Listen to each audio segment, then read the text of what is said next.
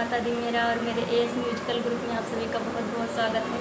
तो मैं बहुत ही प्यारा नाच गीत लेके आई हूँ। जैसा होगा आप लोग कमेंट में बताना और पसंद आए तो लाइक और सब्सक्राइब करना और शेयर भी करना।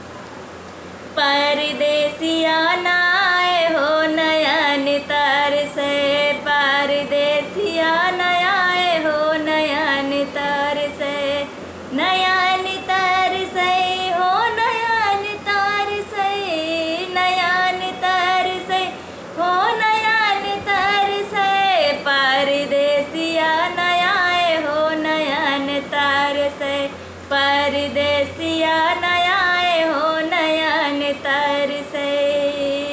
चैत नहीं आए बैसाख नहीं आए, अरे चैत नहीं आए बैसाख नहीं आए, अरे जेठ मनाए अगीन बरसे, अरे जेठ मनाए अगीन बरसे, परदेसिया नयाए हो नयन तरसे, परदेसिया नयाए हो नयन तरसे।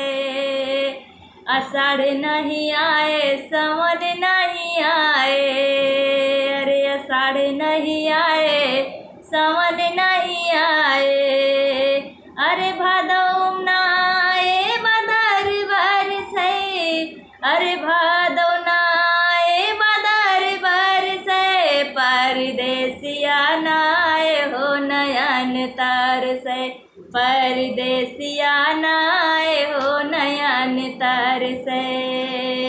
कुंवर नहीं आए कतिक नहीं आए, अरे कुंवर नहीं आए कतिक नहीं आए, अरे अगहन नाए हो दिल तड़पे, अरे अगहन नाए हो दिल तड़पे, परदेसिया नाए नयन तरसे, परदेसिया नाए हो नयन तरसे।